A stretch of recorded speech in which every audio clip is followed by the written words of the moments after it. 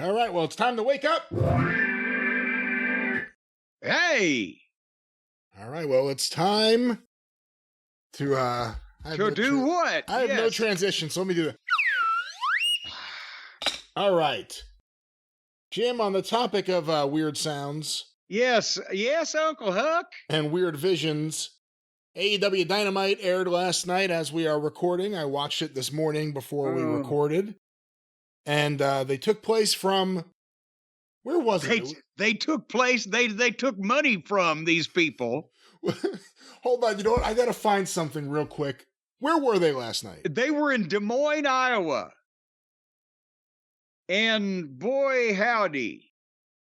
I don't know if you can't get over in Des Moines. I mean, there's fine folks in Des Moines. I've been there a time or two. But it's not like this is Las Vegas or LA. If you get a cold crowd in Des Moines, you can't impress a lot of fucking people. Well, I guess they were in Council Bluffs, Iowa for Collision on Saturday. Oh, good Lord. And Kosha Irby, who is the COO of AEW, tweeted out, Council Bluffs is home to fantastic fans, a charming city, and a subpar venue partner. For those who chose AEW Collision on TV or in person, thank you. Wow, wait a minute. And then someone responded, hold on, superb, I think is what you were going for. And he put a GIF here that says, I said what I said. So the COO put down the venue in Council Bluffs. I was about to say, the new guy in charge is already knocking the fucking buildings in Iowa. Wait till he starts dealing with the people in fucking Pennsylvania. You know, I think, where is Sioux City? It's in Iowa, isn't it? Well, there's two. There's Sioux City, Sioux. There's a Sioux City, Iowa, and there's a Sioux City, South Dakota. I think in the miserable days of WCW, when they were just sending us to fucking places that have never heard of us before. We were on the tour. I think if Sioux City was the home of Ann Landers, then that's the one I think or Deer Abbey, one or the other. That's the one that did well. But we were out in the middle of fucking Midwest for 4 or 5 days in a row. Me, Bobby Eaton, Stan Lane, and Dick Murdoch. She's from Sioux City, Iowa. Correct. Okay. Well, Deer Abbey. We were in a building that was older than Deer Abbey, and that one sold out. But it was these towns, I don't even know what the fuck, when we got there, I swear to God. We got out of the airport and got in a rental car, me and Bobby, Stan, Dick, and as we're driving to what is supposed to be the highway to take us to downtown, there is the airport motel and restaurant. You know how we knew what it was? Because there was a building that said motel and a building that said restaurant. That was the only signage whatsoever. And that was the only thing I think we saw for the next fucking 10 miles till we got into town. They just put their airport out in the middle of a fucking field.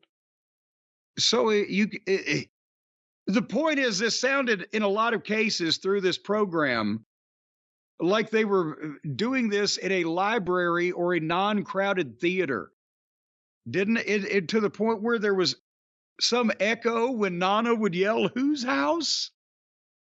Empty house. All I kept thinking was if I was there and I started making bird noises, I could take over the show. If you just sat in the back and while a match was happening or a promo, that Swerve promo, the crowd went silent. I mean, I know they were listening, but traditionally there are ways that wrestling fans listen and somehow still make some noise or breathe or move or whatever it is. Well, if you just sat there and went, and then someone else started doing it, everyone at home would hear you and it would take off and become a thing. You know, somebody ought to bring the cartoon recording of the sunrise over the farm. Can you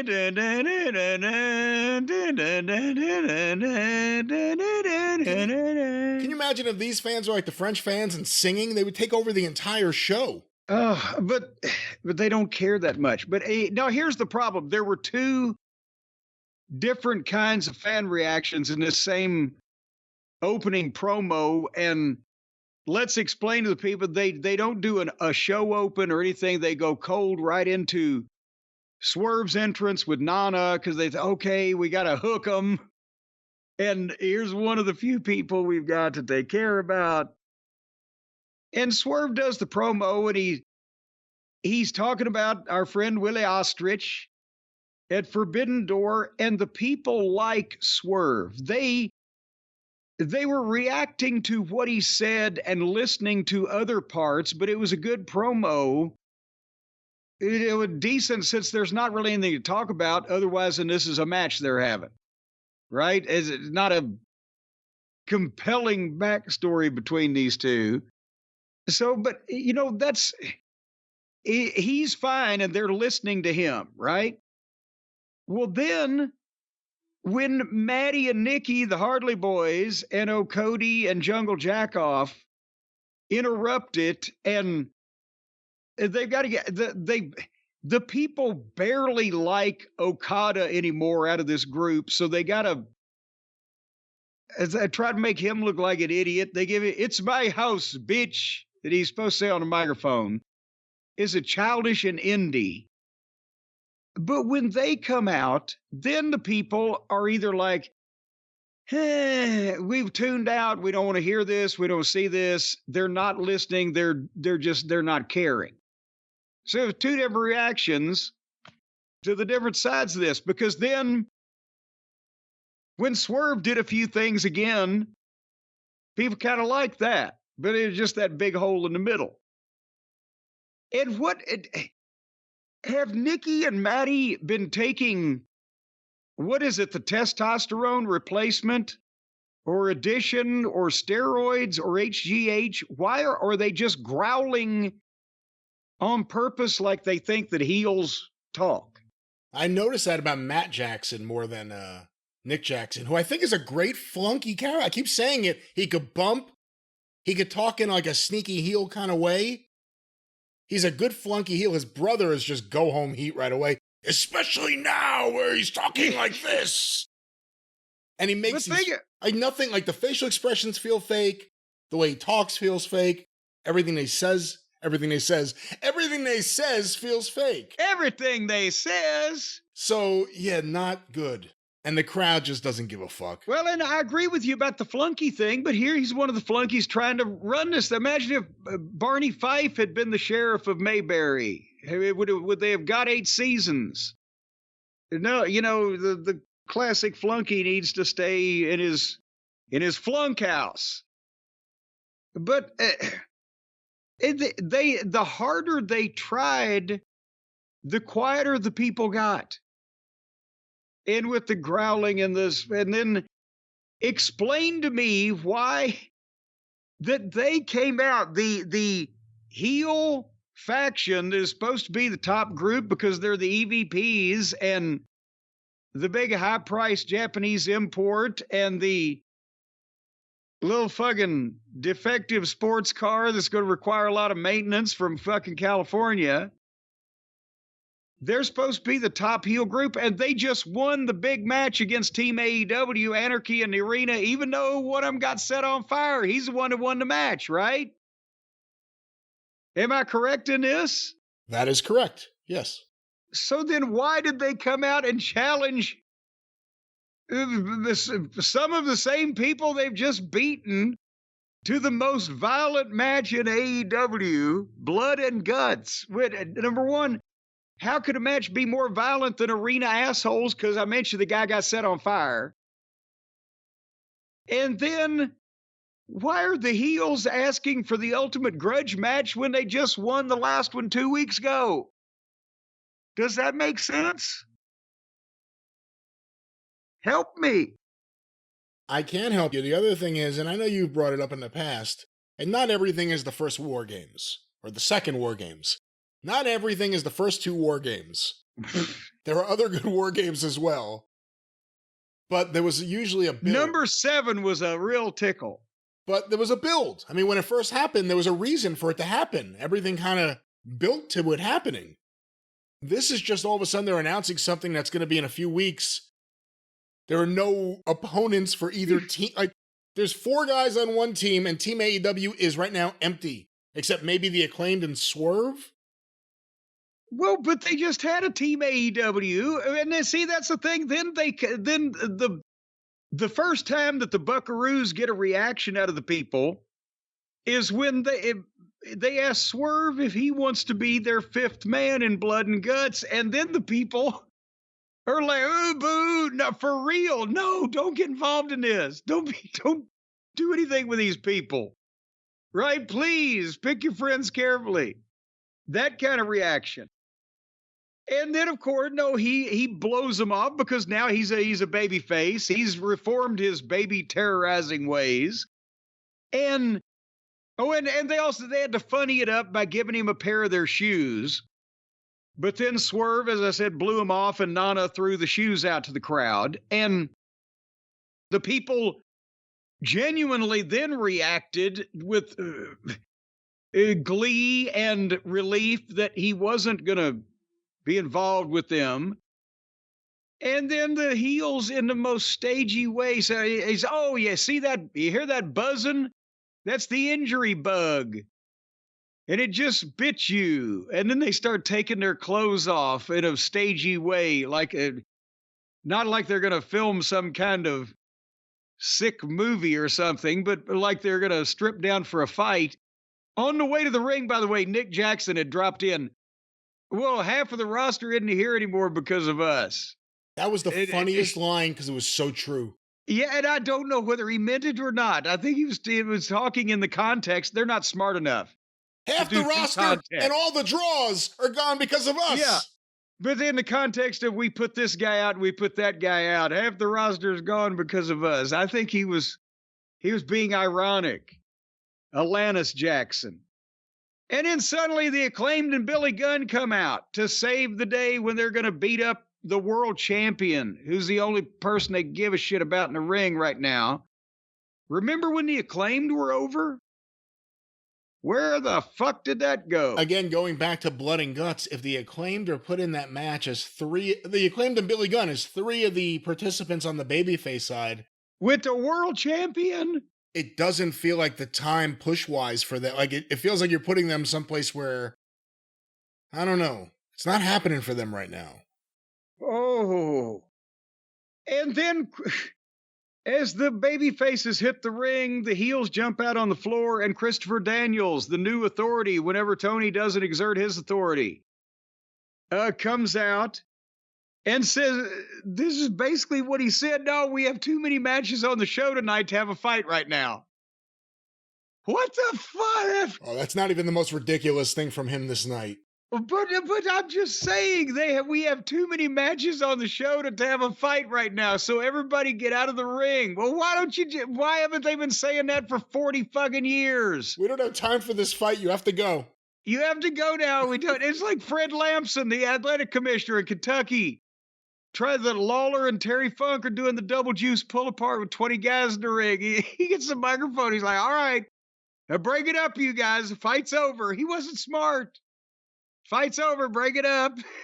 Lawler's like, "If you think it's over, you get your ass in here and try to stop it."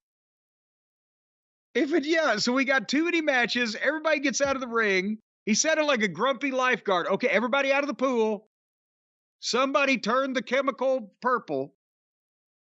And then he tells Jungle Jack off to stay and wrestle this man. And they played Dustin Rhodes' music, and they did not fight, and everybody just left in some surreptitious fashion. Orderly fashion. Everyone's single file now, out of here. Come on. Don't make me use the ruler. I know you've always been a fan of his work. I've never really been a big fan of his work. I'm not saying he hasn't had good matches, but I never got it with Christopher Daniels. I certainly don't get it with him in this role. I don't think he's pulling it off. And, I don't know how. It's ridiculous. How could you make this material better, though? See, that's always the conundrum. Because I will accuse him of sucking when I'm sure that he's sucking. But this material is so bad. How could I make this? You know what the other thing palatable? Is too? seeing a guy out there as an authority figure with a shirt and tie and no hair makes you think of the biggest show in wrestling where they have a guy just like that. Like, that was the good thing about Bob Armstrong as the commissioner. He didn't look like every other, Jack Tunney. He wasn't in a suit and sitting behind a desk. He could have been jacked Tunney. All right. See what I did there? Oh boy, yeah. Let's write Well, that speaking of jack offs, that's who's wrestling Dustin Rhodes. So wait, so that was the opening segment, and at least they started with Swerve, I guess, if that's the biggest audience. If we're going to look at a positive, the biggest audience that's going to see anything that night is likely the first segment, and they got Swerve out there, and they also got the Bucks, who traditionally run people off. Well, unfortunately, they didn't run Dustin Rhodes and Jack Perry off. And again, poor Dustin, he's a foot taller, he's 50 pounds heavier. He is a real talent. He's amazing at this age still. He hadn't won a match in 3 years that anybody's seen in his fucking company. And we know he's here just to put this jack off over in a ladder match qualifier. Oh, another way, we think suddenly Dustin will catapult himself after all these years of, being wallowed in obscurity. Will catapult himself into the pay-per-view over the Elite's fucking, yeah. And their break spot was Dustin was after a minute, Dustin was bleeding, and Jack had taken a backdrop on bare concrete because they'd pulled the floor pads up, and Dustin's bleeding of buckets, and I don't know what the fuck. I skipped to the finish. Which was, Dustin is selling, he's rolled in, he's barely beat the count, he's disoriented, he's losing blood.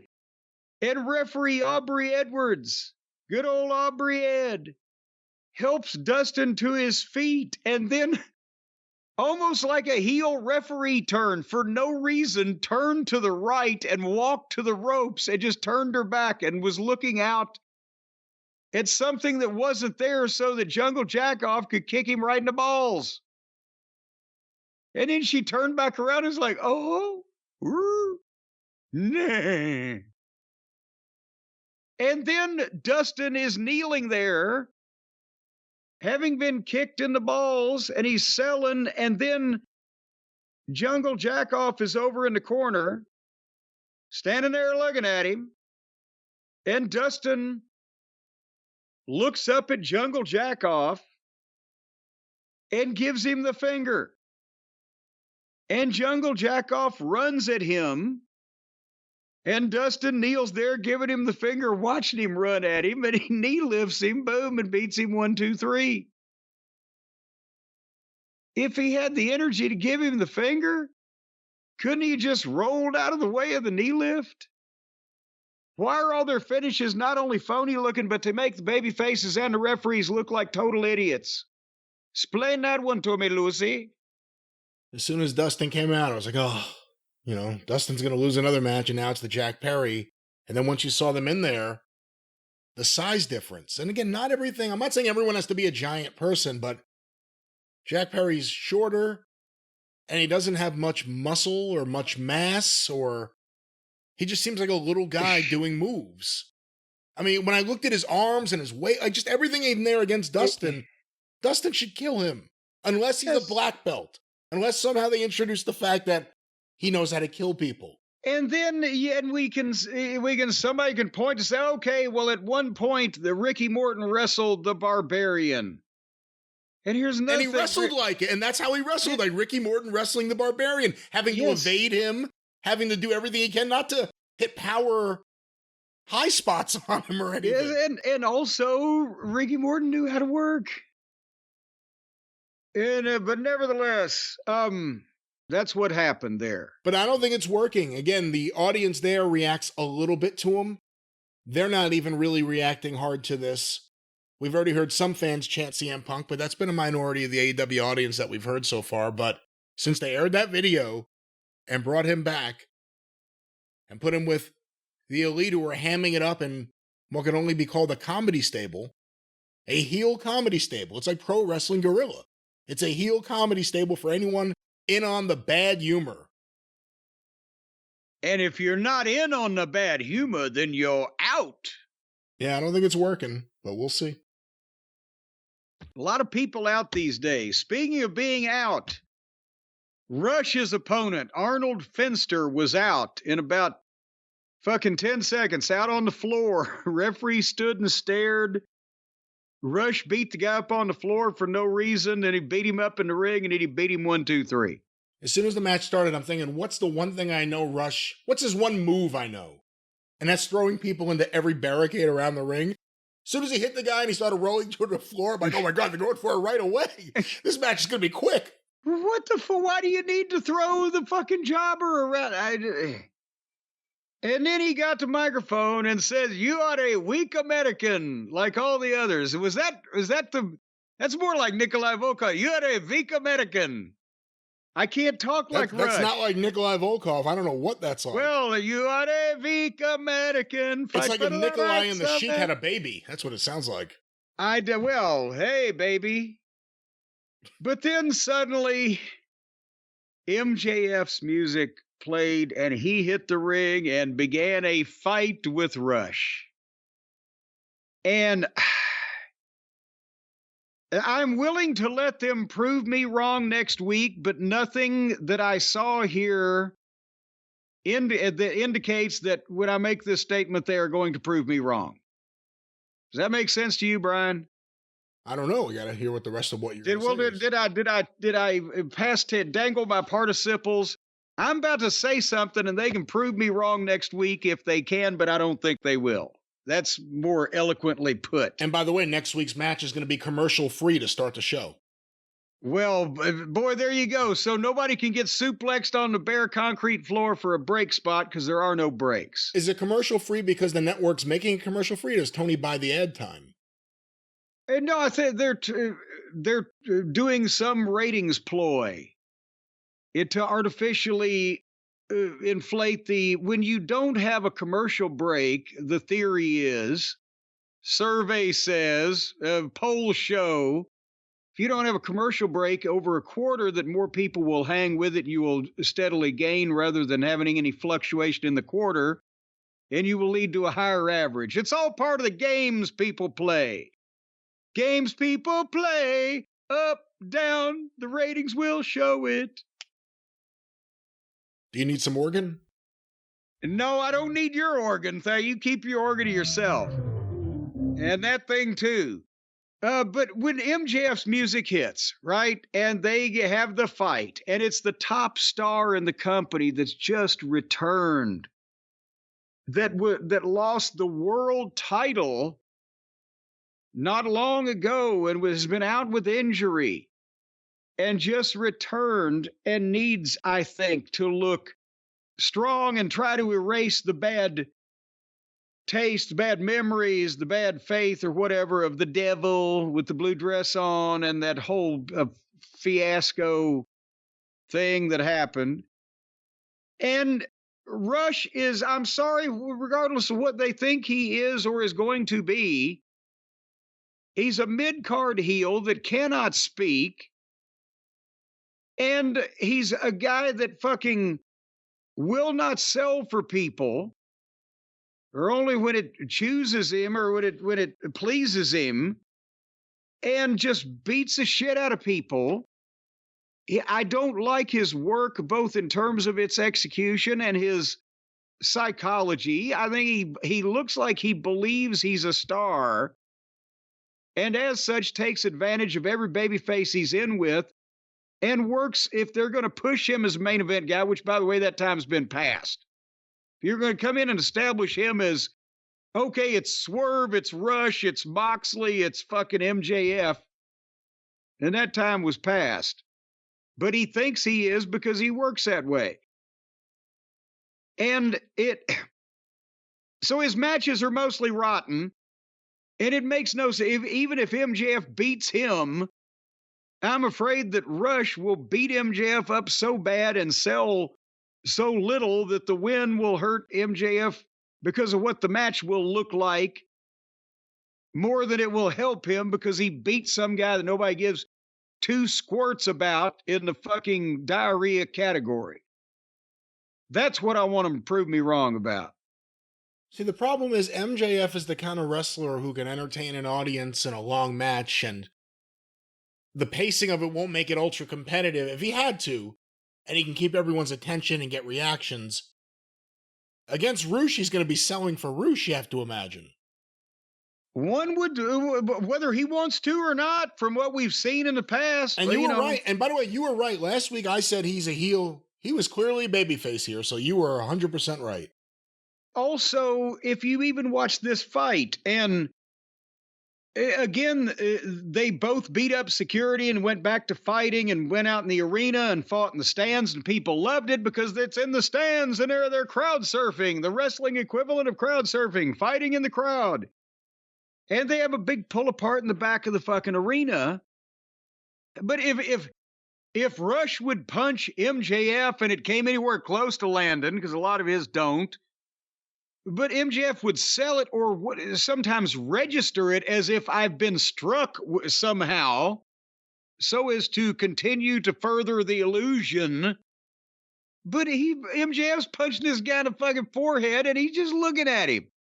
Doesn't blink. He just throwing another one, but he's so concentrated on throwing his own fucking punch, he doesn't give a shit about yours. So I don't like this guy. I fart in this guy's general direction. I say his father smells of elderberries. Hey, come on now. Stop that. But no, I don't like this guy. I would probably, I would be the wrong person for him I would be the wrong person to be the booker for him to advance anywhere in his fucking career. I think his work fucking sucks. Anyway, prove me wrong next week. Well, we shall see. On the bright side, at least MJF's not yet been pulled into the stuff with the Elite. So you got that going for you. What? I mean, who does he need to be pulled into something with right now? Who in this company? And I've asked this question before. Remember, there were big MJF Danielson, MJF Punk. And those have all gone away. You know, I hate to say it because it's been abused almost nonstop since its advent. But MJF's the perfect guy to do a Piper's Pit, a few minutes on each show, until there is something for him to do, as opposed to throwing him back. But again, we'll see where they go. They're starting with Roosh. MJF's a main eventer. There are very limited main eventers right now. You have Will Ospreay feuding with, I guess, Swerve Strickland. And I guess MJF could get into that mix by the time he finishes with Roosh and his very curly hair. We shall see. Well, and by the way, did you like the way they announced it? Because Daniels was out there earlier saying, hey, quit fighting. Quit fighting, because we got too much wrestling on the show. And then when they're going to announce this big grudge match for next week on TV, they just have Sockface say, 5 seconds later, by the way, after they've been pulled apart, it's been made official next week on TV. MJF versus... Did you see the video of Samoa Joe and Hook, apparently from Saturday night's Collision program, beating up the job guys and the job guys manager in their own locker room? Like all good baby faces do, yes. And apparently, because the odd man out, because Hook and Joe are beating up the job guys, but the jobber manager needs a counterpart on the other side. So they got Shapoopy is running around shooting with the video camera, Hook and Joe beating up the job guys and the job guy manager. At least Shapoopy will have a career to fall back on after wrestling. And then they had a 6-man tag with Kyle O'Reilly and Mark Briscoe and Pockets against Kyle Felcher and Take a Shit and Roderick Strong, accompanied by Don Fallis and Trent and Matt Taven and Mike Bennett. And out of all that, they beat Briscoe. The one legitimate potential breakthrough wrestling star that was involved at this point in this 1, 2, 3, 4, 5, 6, 7, 8, 9, 10 people involved in that match in one way or another. There's one of them you could actually draw some money with, and he's the one they beat.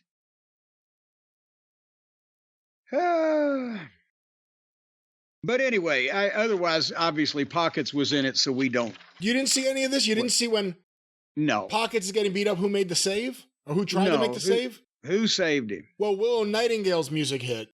But before she even got out of the tunnel, she had been attacked by Chris Statlander, and she's getting her ass kicked by Statlander. And then Stokely Hathaway grabs the mic, and he says, Willow, don't stick your nose in our business. And I'm like, she didn't. She was completely not in your business. She was in someone else's business.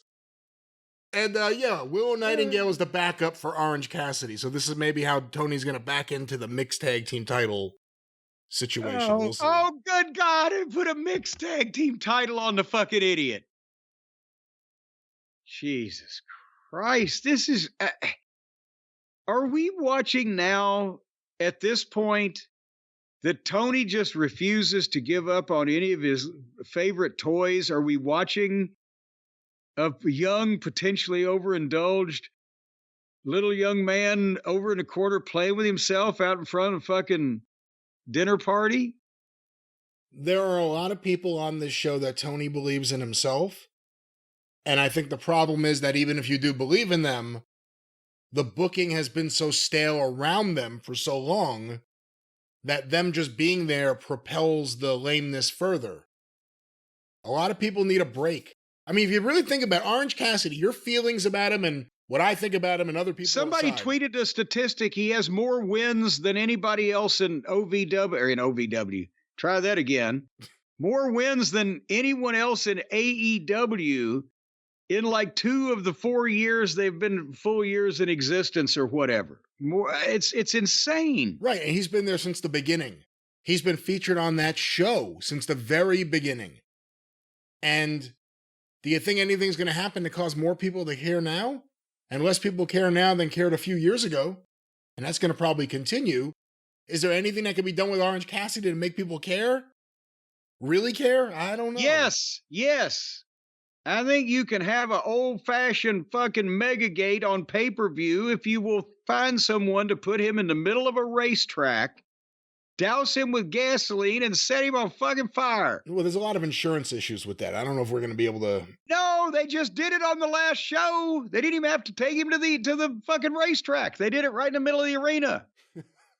I want to put him in the middle of the racetrack because I think they can sell it out. What if you have a bull? What if you have a bull also? A bull? But no, the bull's smart enough not to run into the fire. See, you're not dealing with brainiacs here. Why was that woman wearing a red shirt at the... I mean, that's the thing I kept asking myself. What, is she an idiot? It's the one thing you know. Don't wear red around a bull. Well, but she wasn't even in the bull arena. She was out at the concession stand. You would have to think that she thought that the bulls at the concession stand would have been fried already. So you believe it was a case of, Susan, sit down. No, I can't. I'll be over here by the popcorn and cotton candy. Yeah, I don't see that bullshit. I'm scared of that. And she's standing out there minding her own business. And she was doing fine. And then here came the Egyptian. Party bus. Party bus. Party bus. All right, back to this. Because here's a party. The 9 o'clock hour was a Christopher Daniels pre-tape making an announcement. Oh my God. Followed by Hook and Samoa Joe attacking the same jobbers that they beat up in the pre-tape on the stage with Shapoopy running the camera.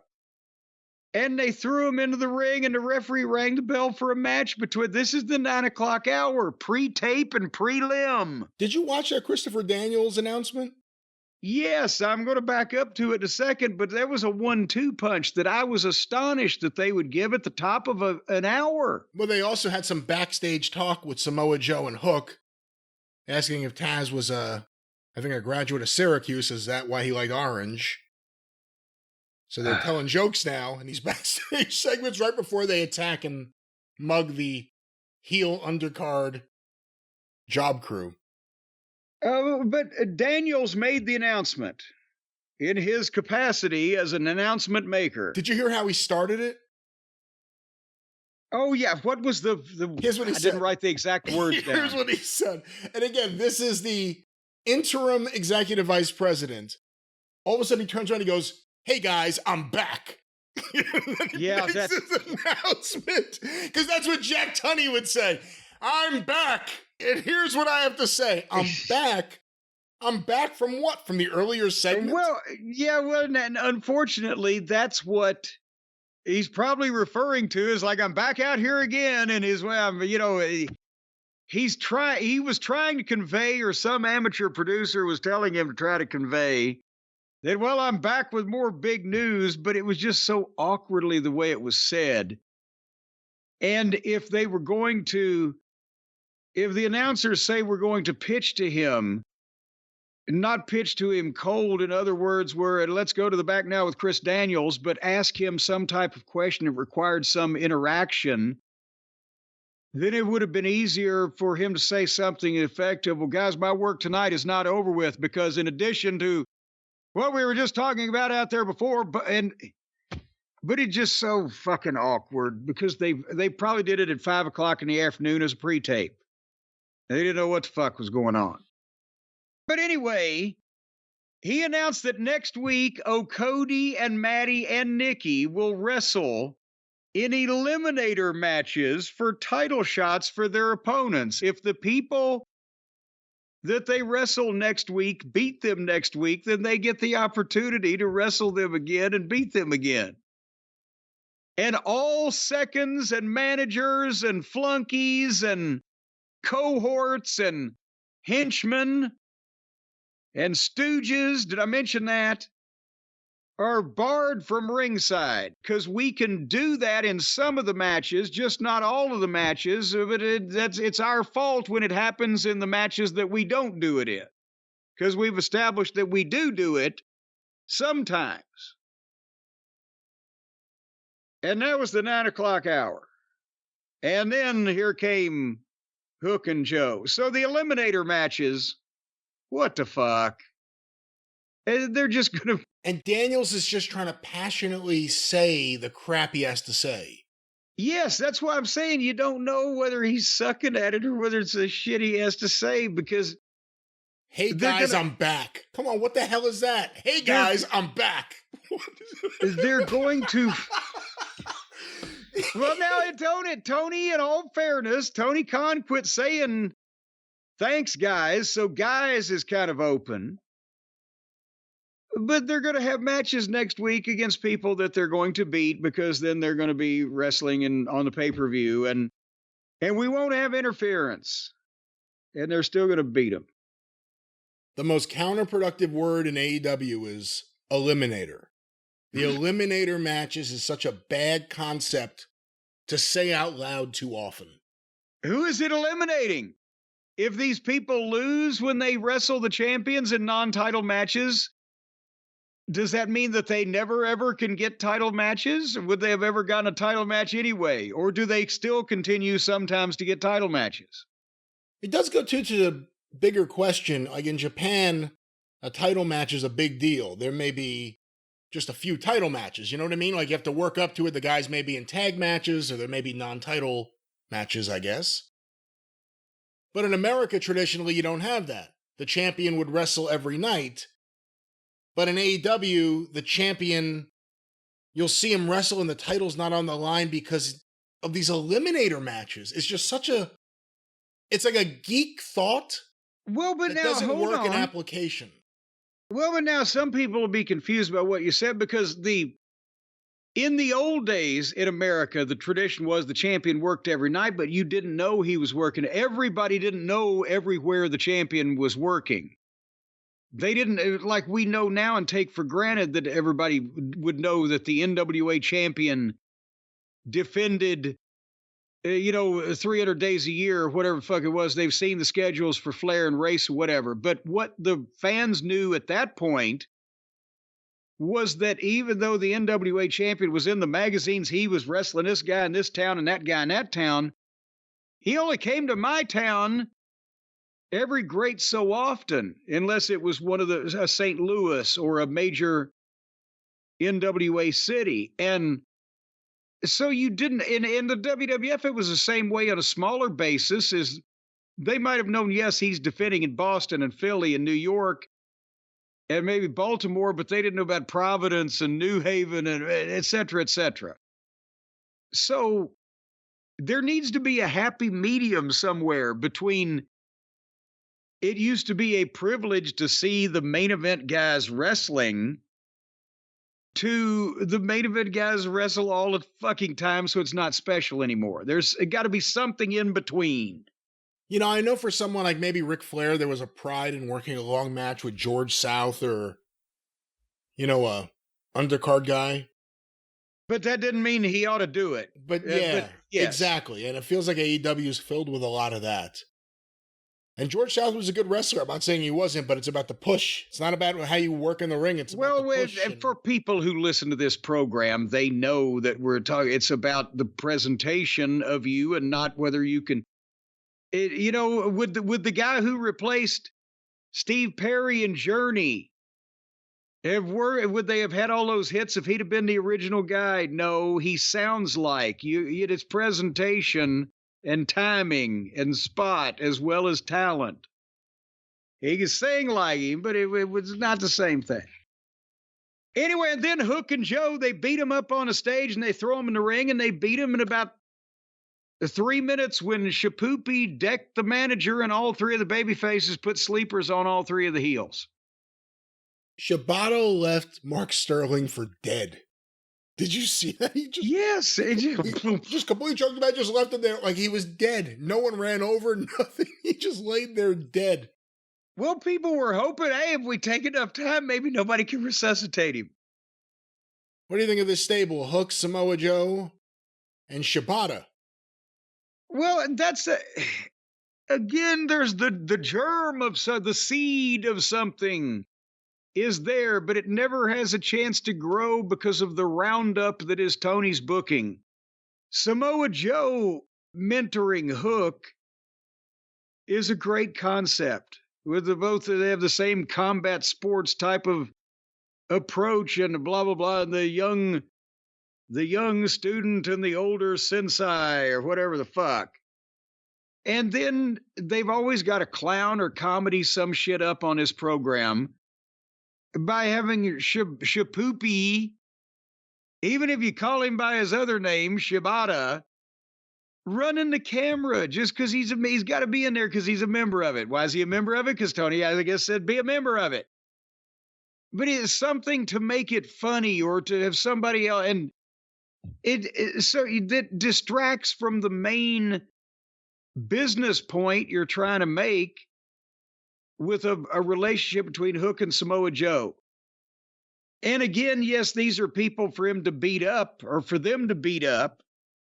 But why are they going to this lengths at this point in time where when Joe gets him against top guys that really want to fuck with him, what's their response going to be? How are they going to top? Well, let's fucking break into their locker room and beat them up and then beat them up on a stage and then beat them in the ring.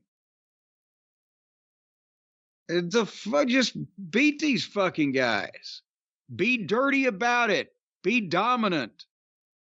Just beat them up 6 times. Nobody cares who the fuck they are anyway. Do you want to beat up the people they care about like that, for fuck's sake? That'll get you over. Okay.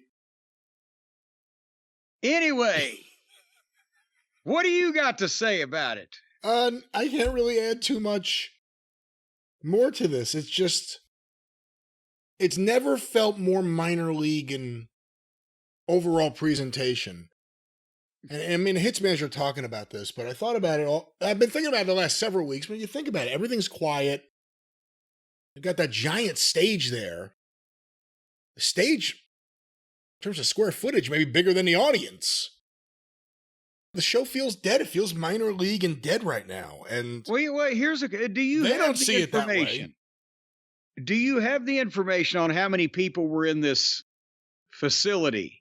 Out there in Des Moines, Iowa, where the big boys play. I don't have the final count, but as of 6:30 yesterday, according to WrestleTix, tickets distributed were 2,854.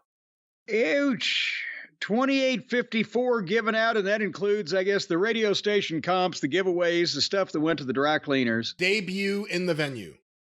And potentially Swan Song. Oh no, it was the other building they didn't like. Maybe they didn't like this one either. Do you think Kosha said fuck you to Iowa? Who said let's do a big tour of Iowa? Nobody ever, as the kids say. And not promoted. Apparently, I mean, we heard from a few listeners who said they're from Iowa that it wasn't really promoted well locally, but who knows for sure, so I shouldn't say anything. Well, how do you get that? They told every cow in town. And then some guy ran by chasing the cow, trying to throw a rope around it. How do you get the word out in Iowa? You pass around all the seed could have been imprinted with a poster. All the corn seed could have been imprinted with the lineup of it here. If you had a microscope, you could see it. Come to AEW. I mean, the big question is, how the hell do we get out of this specific segment, the 9 o'clock hour or whatever this is? Well, I'll tell you what we do. We move forward by saying the next match was for the TBS title with Mercedes Mone against Zukus. Zukus. Ladies and gentlemen, Zukus is a short, portly, masked, unknown female wrestler from CMLL in Mexico. Mexico City. Mexico City. Right there in the middle. Arena Mexico. Arena Mexico. That's where they are. All of them. And apparently from Mercedes' entrance, I can only assume that she was the best pole dancer at the Gold Club at some point in time. What is this? Between the dancing and the fake, gaudy, audacious jewelry, and she was originally intended to be a babyface, but now she's obviously acting like a heel, but they still have kids with signs for her in the audience. She wrestles like a babyface. But she wrestles like a babyface against this masked international terror Zukus. But you can't really, at the same time, you can't really tell whether Zukus is evil or not either. They're just doing moves to each other. It was kind of like watching cheerleading practice, where it wasn't even an actual game, but they could say, no, boost me again, just right out in the open. And that's the kind of, and when Mercedes hit her finish this time, it kind of actually looked like an intentional move this time, just not a finish. And that's what it was. What the fuck is going? Who? National television, and he spent a lot of money for this girl. Every year for Forbidden Door, they load the show with people that are from other promotions in other countries that fans here are not accustomed to. We'll see how this segment does. Zukus. Was that? Can you get accustomed to crap like that in any culture? I guess there are some people. There are some people around the world that eat live bugs. I know, but and the crowd was silent. That's the other thing. They react to her when she comes out a little bit. They're not chanting CEO, because when the chant was going on, I looked and they had a wide shot and you could see people clearly enough on a nice TV if their mouths are moving or not. No one. There wasn't one person chanting CEO. I read a couple of lips that said, "I want a refund." Well, you have a really good TV. Well, it's one of those 8K motherfuckers. The crowd was dead. They had a long match. Eventually, by the end, the crowd was a little bit into it, but it went a long time. The announcers were trying to say the name Zukus as much as they could. It's a funny name. And, the AEW Women's Division. And for whatever we want to say about Mercedes Moné with the act, she'd be the biggest star in Glow. Isn't that kind of like being the nicest guy in prison? In an all-female prison with David McClain, yes. Well, David McClain would fit right in an all-female prison. Now, that line was there, but I don't want him to be offended. And then they followed that up with a video on Maria May and Mina Shirakawa. Did you see this video? Yes, I'm looking at I don't understand it. I don't know what the fuck was going on. I wrote that every fan of professional wrestling from the Attitude Era all the way back to the turn of the 19th century just collectively vomited. And then I realized, no, none of those people are watching this shit anyway. But it looked like a fight broke out at a kid's dance recital. This is their Japanese stardom. What the fuck is going on here? The video opened with her shaking her tits at the camera. And because AEW uses the word tits all the time, I'm going to say them here.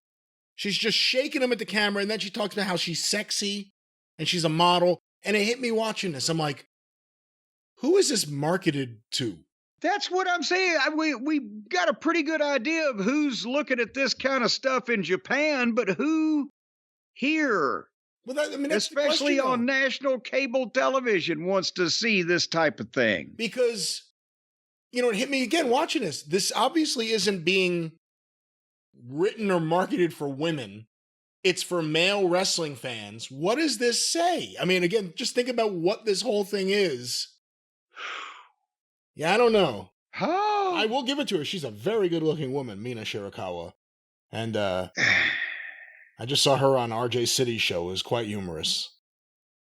Well, I don't care how well-meaning she is. I thought that, again, and then they had the Tony Storm interview in black and white after this, and it's atrocious. And I would say it belongs in Glow, and I know AEW fans get mad when you say this, but it's more reminiscent of like late WCW under Vince Russo. And she's committed to it, and she's really good at this role. And it's completely out of place on a wrestling show. I hate the AEW women's division. It's just not. But yeah, this is.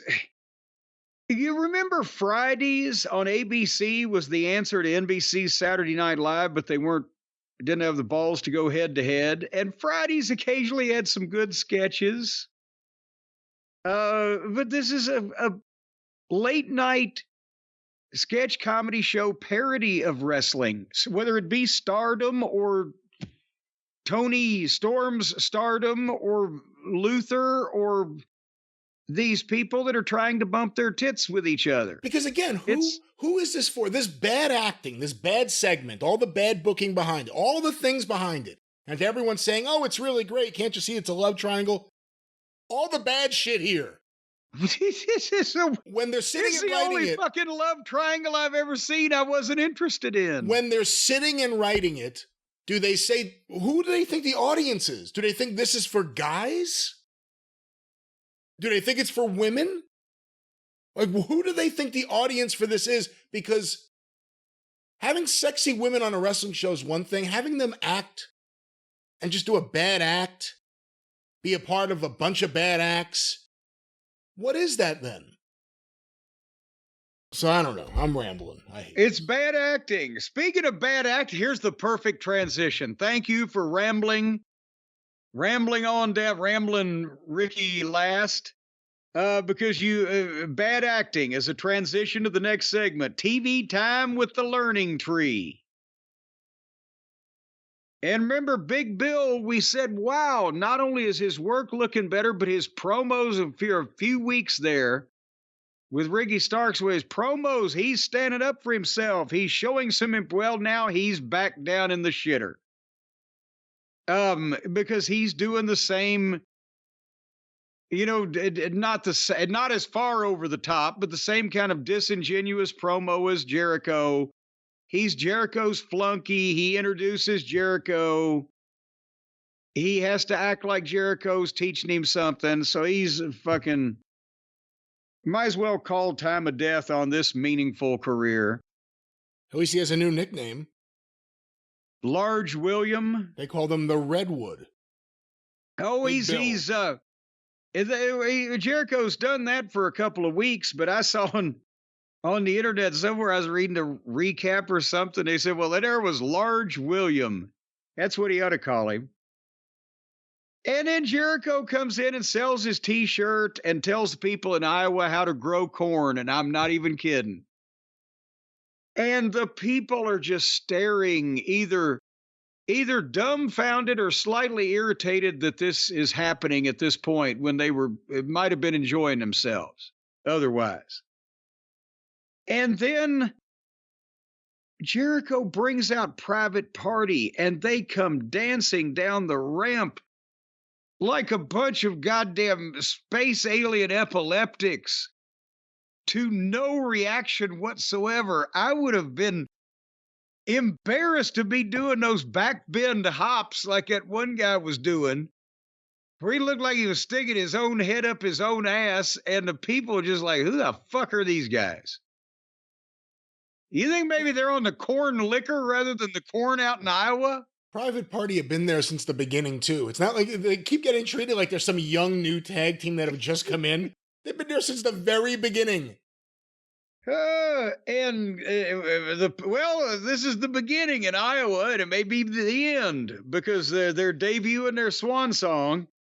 They got no reaction, and then Jericho told them their training was rotten. They got bad basics. I was trained by Stu Hart in Calgary, and I know how to do this.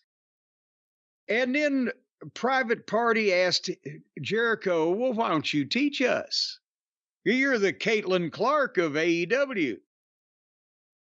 And Jericho then shows them how Owen Hart taught him to climb the top rope. And he climbs up to the top rope so that they can knock him off the top rope.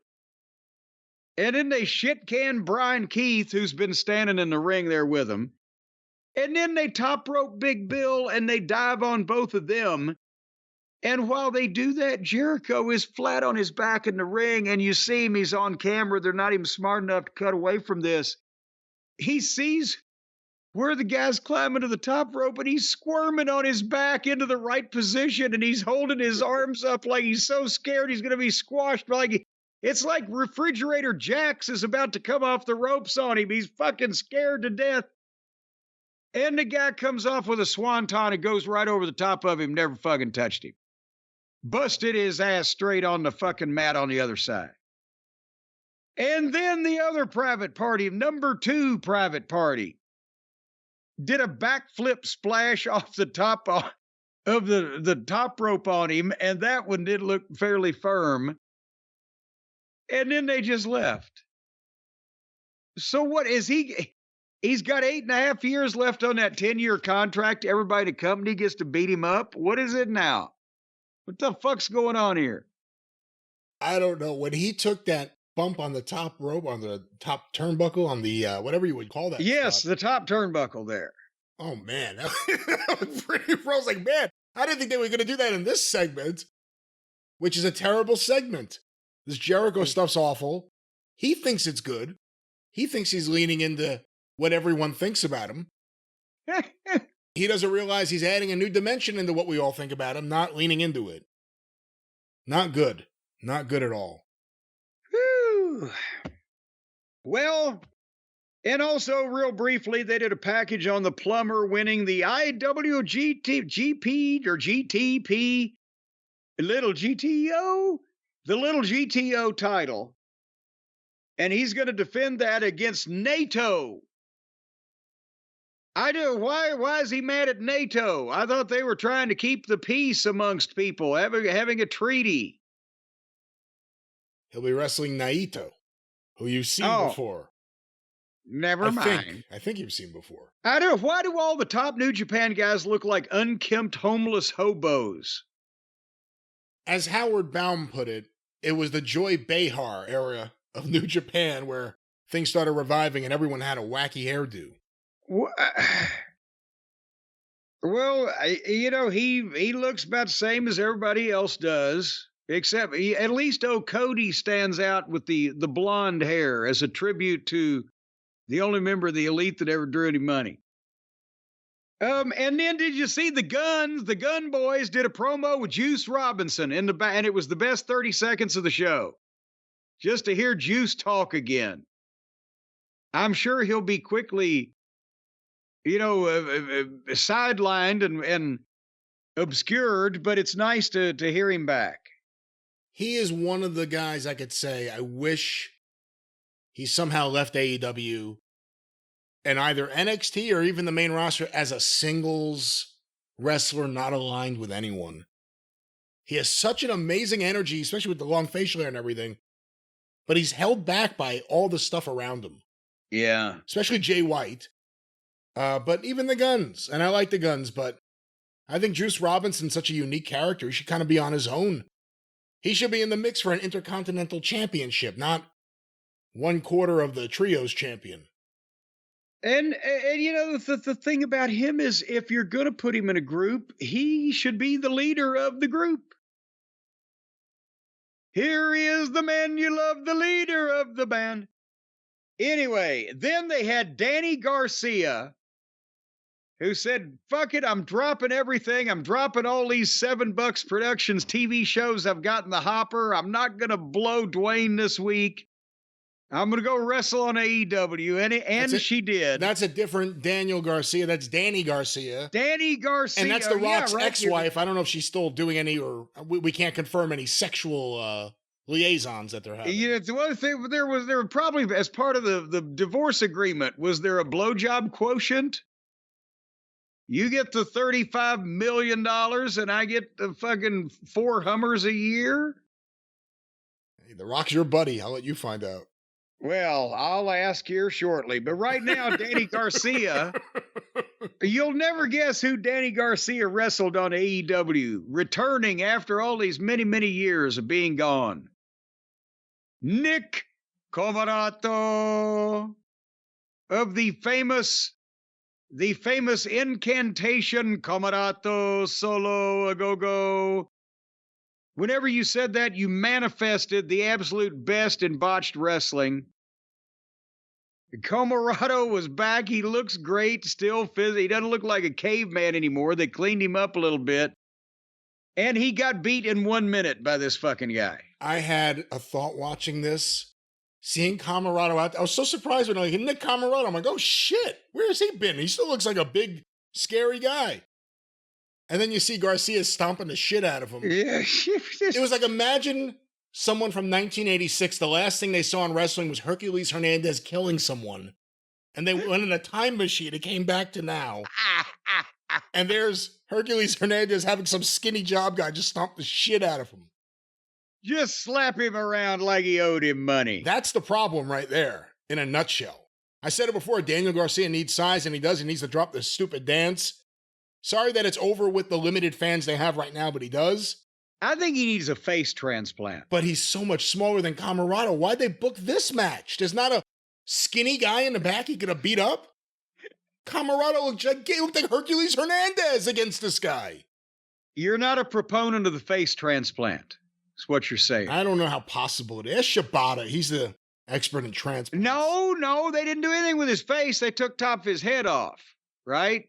Well, we're talking about peeling the face off. Yeah, and that wasn't even a transplant. That was they took it out, they put it back in. They returned it. Return to sender. Brain incident. Return to sender. My brain's unknown. Well, my brain's unknown too. How much more Dynamite is there? Oh, there's not much more because the main event was Will Ostrich against Felix for the Intercontinental Breakfast title, and I wrote who knows and who cares. I ain't gonna see the finish anyway because I didn't record the overrun. So they flipped and flopped around for a while, and then things happened. That's right. There was a lot of flipping and flopping, and the crowd was into it. Ospreay's one of the guys actually over. A lot of it's because of his style, and also I think he actually comes across a little bit like a star, unlike a lot of people there. And they did all the moves you'd expect. Ospreay won, told Swerve it was his house, and they end the show with the tease of Ospreay versus Swerve. Well, it's not a tease of Ospreay because we're getting that next week, right? Week after? No, when is it? When's the pay-per-view? Well, week after, I guess. How many more Forbidden Doors how many more Forbidden Doors can they do if Tony keeps hiring everyone from the other company that appears on the show? What is the date of Forbidden Door? Well, it's easy. It's easier to unforbid doors when you buy all the doors. Forbidden Door 2024 is Sunday, June 30th. 2024. Okay, 30th then. So it's a week after the following week after the next week following the day. So it's a couple weeks away is what we're saying. And that's where they're going to have that, right? That's right. And what the fuck are they going to do then? They're going to beat their boy, the new high-priced boy there? Are they going to beat Will Ostrich, or are they going to beat their champion that they just crowned, that they've already wrung half of the over out of with just the feckless way that he's been presented as a fucking goof in many cases by the booking? And then where are they going to be? And they have MJF versus Ostrich as a money main event in their universe. Nothing else comes close. That's got to be the main event at Wembley. That means that Swerve Strickland better be glad he's got gold teeth on, because it's going to be easier to brush the shit off of his grill when they shit in his mouth on this pay-per-view.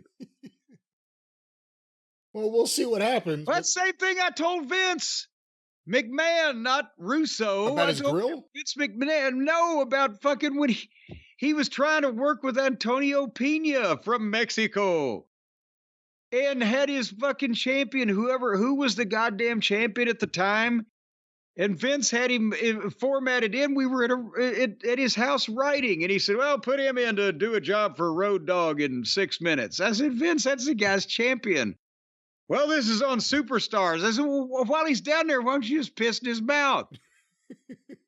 Says he, Dad, just take this guy's champion. Don't book him then, but take the guy's champion and just beat him with a guy we're not even using, and then piss in his mouth while he's down there and wipe your feet on him. Send him back to Mexico with his head hung down.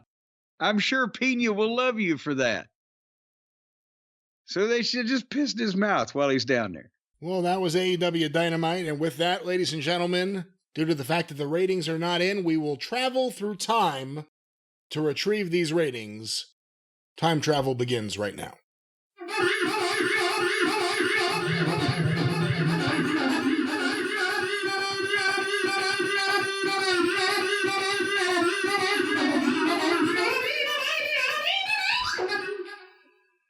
All right.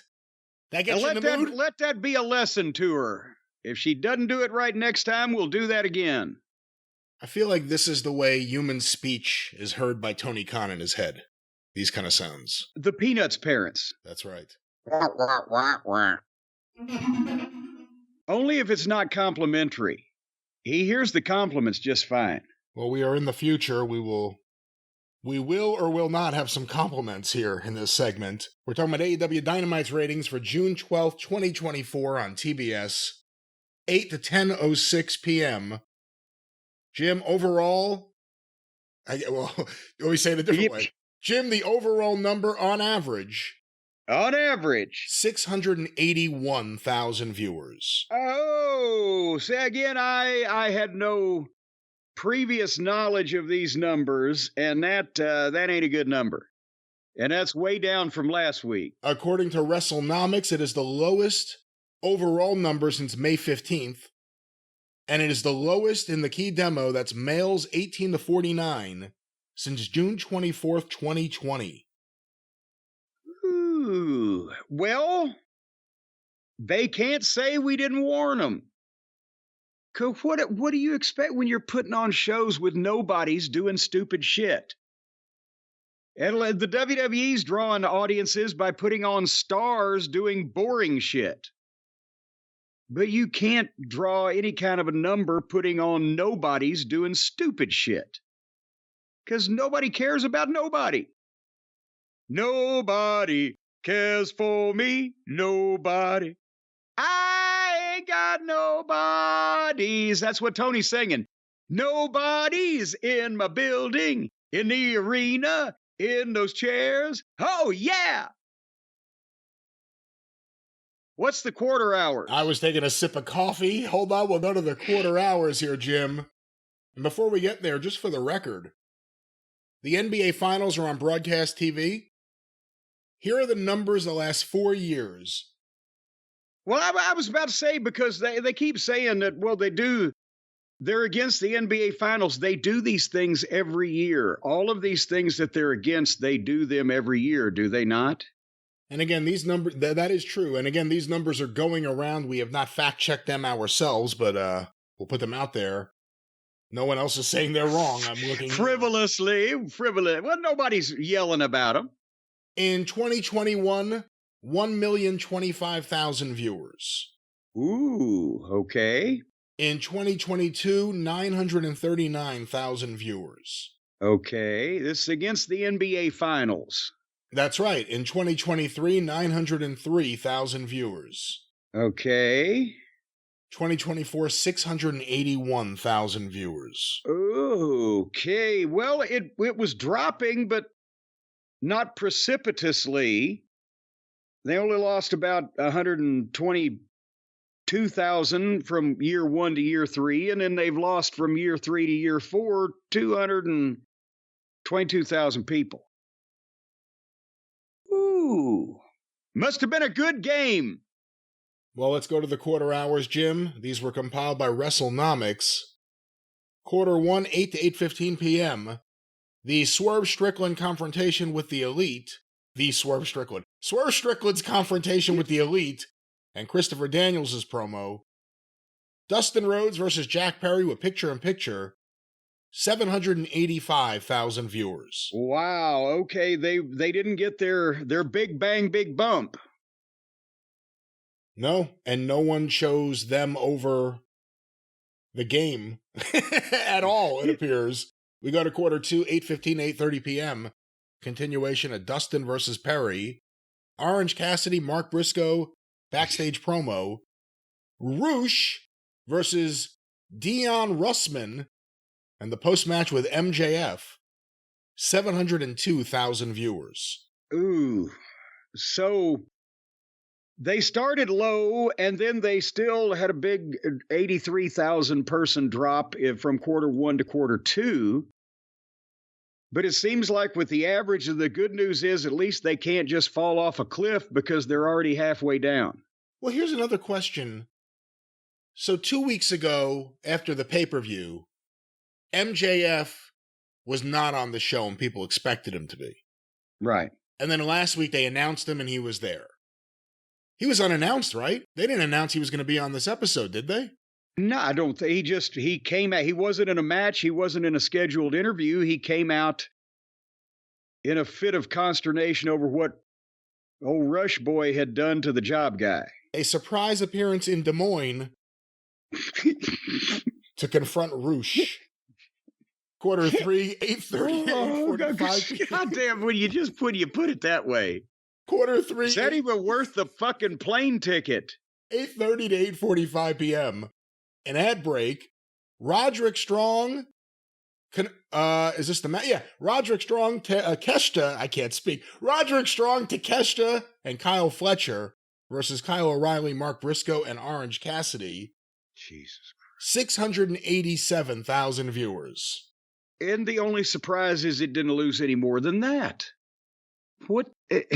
Well, the match continued into the next quarter 4, 8:45 to 9 p.m. And then the post-match with Trent Beretta, Chris Statlander, Stokely Hathaway, and Willow Nightingale. Oh, good Lord. An ad break, and Rey Fénix's backstage angle. He did an angle? He did an angle? I don't remember. 699,000 viewers. Oh, so they got 12,000 back. Some people must have been, I know their cars wouldn't start. I don't know. All right, go ahead. 9 o'clock hour. The big 9 o'clock hour. A Shingo Takagi video. Christopher Daniels' backstage promo. Hey guys, I'm back. That's what you want your commissioner to say. Yeah, remember we were just talking about, I didn't even think about old Shingo Takagi. Yeah, I didn't think about him because I zipped through that. And then the 9 o'clock hour is this guy, followed by Chris Daniels backstage, followed by more Gaga with nobody. By Hook and Samoa Joe versus the Premier Athletes, followed by the beginning of Mercedes Mone versus Zukus with picture-in-picture. 692,000 viewers. Wow, they dropped But again, not precipitously. There's not that much further to go, but I'm amazed that people hung on through that. That is one of the most amazing, here's what we're going to put on the show at 9 o'clock displays ever. A Takagi video into Christopher Daniels, into Joe and Hook backstage. We go to quarter 6, 9:15 and 9:30 p.m. The continuation of Mercedes Mone versus Zukus. I can't even say. They had to come back for Zuxi. Mina Shirakawa and Mariah May's video. I still say more people know who Mitsu Arakawa is than know who Mina Shirakawa is. Tony Storm's black and white promo with Mariah May. And then if you needed something to get people to leave quickly, well, we'll see what happens. The Chris Jericho, Big Bill, Brian Keith private party episode of TV Time with the learning tree at the end of the segment here, or end of the quarter. 671,000